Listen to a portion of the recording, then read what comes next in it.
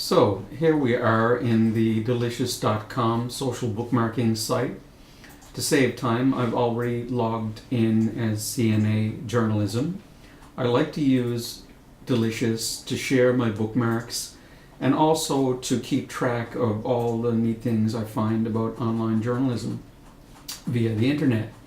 So I'm just going to show you a few simple things with Delicious. One of the neat things I like to do is share my bookmarks, and if you've already signed into Delicious, here's what you can do. As I've said, I don't usually use the CNA Journalism account. I use Frank_Carroll_NF.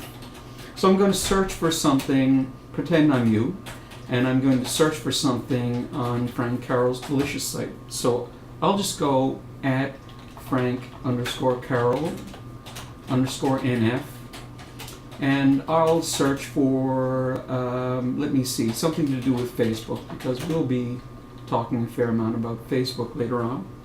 And I'll just hit enter.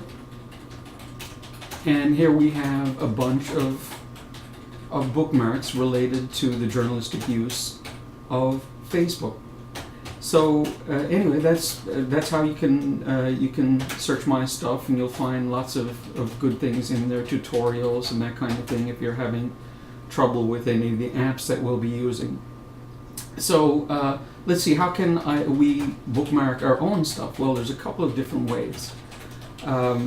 First thing we can do is, you see in the left column there the term add link. So I'll click on that, and you'll notice right here there's a bookmarklet, and I can click here and it brings me to useful tools, and you'll see right here for Chrome users there's an add to Delicious bookmarklet. There's one for Firefox as well.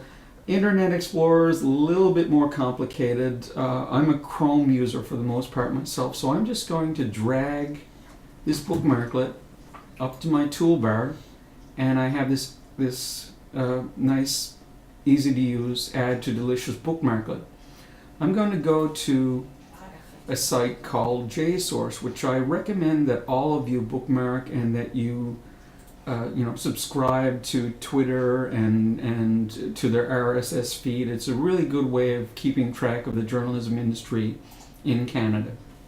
So I'm just going to, when I'm on the JSource site, I'm just going to add to Delicious. Now I've already added it. But one thing you'll notice here is that there are tags. And tags are key terms that you might use if you were searching for something in a search engine or in Delicious. So I've put in the search terms: journalism, media, news, project, research, writing.